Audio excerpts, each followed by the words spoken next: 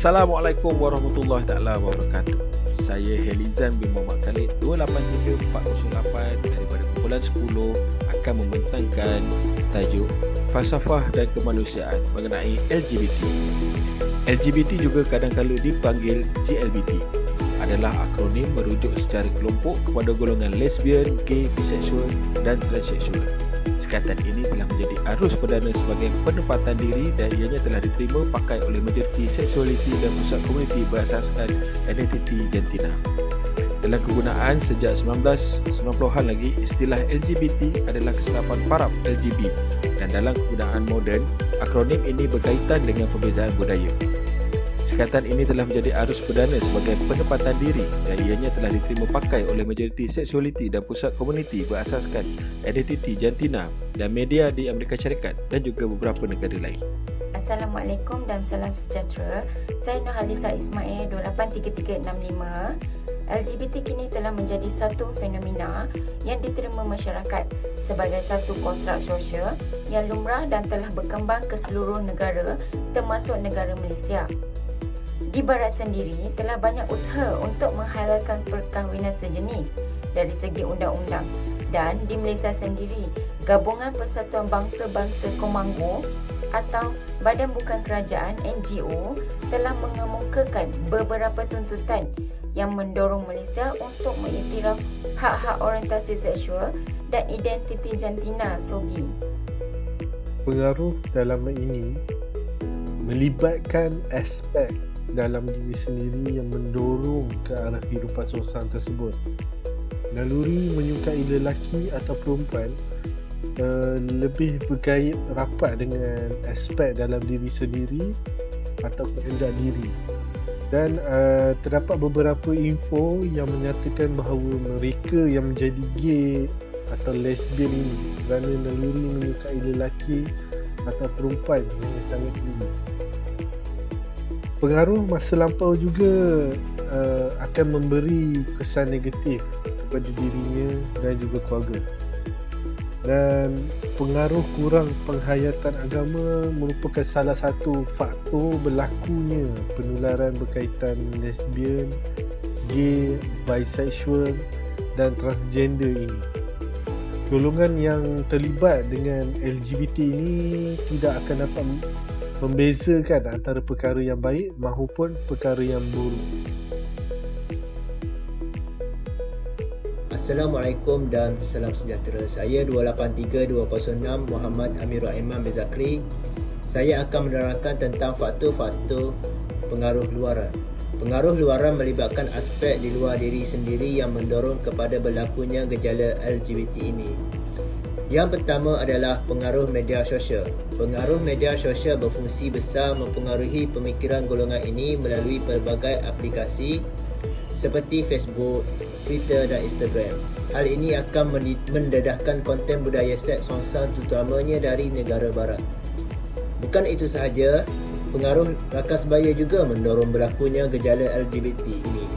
Hal ini berlaku pada peringkat sekolah lagi sehinggalah ke universiti. Oleh itu, sebagai ibu bapa mesti cakna dan mengambil berat tentang perkembangan anak-anak dari semasa ke masa bagi mengelakkan berlakunya gejala LGBT ini di negara kita. Assalamualaikum, nama saya Muhammad Kirano bin Majunu 283447. Saya membincangkan kesan-kesan LGBT dalam kalangan rakyat. Pertama, ancaman terhadap keamanan dan keamanan beragama. Seringkali kita dengar tentang isu lesbian, gay, LGBT yang melanda negara kita semakin meningkat dari masa ke semasa. Dalam negara malah di luar negara juga. Perkara ini semakin membimbangkan terutamanya buat masyarakat Malaysia yang rata-rata beragama Islam. Keagamaan dan keharmonian agama juga tercemar apabila golongan LGBT ini melanggar segala perintah oleh sarana agama. Golongan LGBT ini telah mencemarkan agama dengan melanggar segala yang diperintahkan di dalam agama tersendiri. Kesan gejala lesbian banyak yang terjadi di negara-negara Malaysia ataupun luar negara.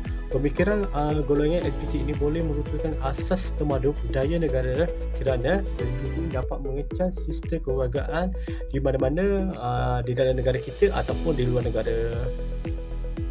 Assalamualaikum dan salam sejahtera. Saya akan menerangkan tentang kesan budaya hidup berkenaan dengan LGBT. Ia menyumbang kepada masalah dari segi aspek kesihatan. Okey, LGBT ni membuatkan rakyat terdedah dengan budaya gaya hidup yang sangat negatif. Sudah jelas di dunia ini LGBT melakukan perkara yang bertentangan daripada lumrah manusia dan agama di seluruh dunia ini. Seterusnya, golongan seperti lesbian dan gay bebas bahagia dengan hidup mereka kerana hubungan yang baik di dalam komuniti lesbian dan gay itu sendiri yang menggalakkan mereka untuk melakukan perkara sedemikian. Okey, menurut Kementerian Kesihatan Malaysia, telah menunjukkan bahawa 50% daripada kes baharu HIV yang direkodkan pada tahun 2018 adalah berpunca daripada aktiviti homoseksual dan juga bisexual. Bismillahirrahmanirrahim. Assalamualaikum warahmatullahi wabarakatuh dan salam sejahtera. Saya Sri. Okey, seperti yang kita sedia maklum, semua orang tahu apa itu LGBT. Jadi saya akan menerangkan cara-cara mengatasi LGBT. Yang pertama, ibu bapa perlu memainkan peranan penting dalam memastikan anak-anak tidak terlibat dengan gejala tersebut. Jadi, ibu bapa perlu memberikan didikan agama yang sempurna dan secukupnya kepada mereka, kepada anak-anak semenjak mereka kecil lagi. Okey, yang kedua, ibu bapa perlu memantau pergaulan anak-anak, sama ada anak-anak berkawan dengan siapa, di mana mereka pergi dan apa aktiviti mereka. Okey, seterusnya, ibu bapa perlu menunjukkan sikap yang baik ataupun teladan yang baik di depan anak-anak. Jangan sekali memberikan tekanan kepada anak-anak dan akhirnya anak-anak merasa dirinya terabai dan memberontak, akhirnya berkawan, mencari kawan sebagai tempat untuk mengadu. Dan kita tidak tahu apa kawan itu, sama ada kawan yang baik ataupun kawan yang boleh membawa dia ke lembah hina. Okey, seterusnya, ibu bapa perlulah bertanya khabar tentang anak-anak, perkembangan anak-anak, macam mana pelajaran semua kan. Jadi hal ini dapat membantu anak-anak merasa diri dihargai. InsyaAllah anak-anak akan teringat kita dan tidak akan melakukan perkara-perkara yang boleh merosakkan mereka. Seterusnya, ibu bapa sentiasa pantau isi kandungan dalam telefon anak supaya mereka tidak terlibat dengan pornografi yang boleh membawa mereka ke lembah hina. Cara mengatasi LGBT iaitu yang pertama, mengadakan tangkapan kepada mana-mana penganjur yang menyertai parti LGBT ini. Yang kedua, mengenakan hukuman yang berat, sebatan dan juga bayaran denda yang tinggi kepada golongan yang menyertai LGBT. Yang ketiga, mewujudkan pusat pemulihan akhlak bagi golongan LGBT. Yang keempat, mengadakan kempen berkenaan keburukan LGBT melalui media massa dan juga media cetak. Okey, yang kelima, pihak kerajaan haruslah membuat sekatan kepada golongan yang memperjuangkan LGBT ini melalui media sosial.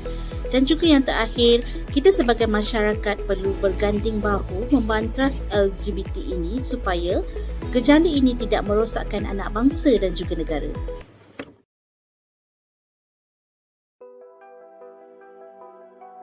Kesimpulannya, permasalahan berkait dengan LGBT ini memangnya perlu dibendung secara agresif kerana risiko untuk menjadikannya menular seketika sangat tinggi. Dalam era globalisasi dan media sosial kini, masyarakat sangat mudah untuk terpengaruh dengan setiap apa yang dipapar dan dipertontonkan kepada mereka tanpa menilai kesan baik dan buruknya. Berbagai isu dapat dilihat semuanya menjurus kepada perkara negatif yang mampu merosakkan institusi masyarakat dan seterusnya memberi risiko kepada tujuan di sebuah negara. Peruntukan undang-undang sedia ada perlu dikemaskan dengan kadar yang segera bagi memastikan setiap pemaksaan baru yang muncul dalam negara dapat diatasi secepatnya mungkin. Gejala LGBT ini memangnya sesuatu yang sukar untuk dibendung jika pihak-pihak wajib jangkal untuk bertindak pantas dalam memberikan respon terhadap tingkah laku LGBT.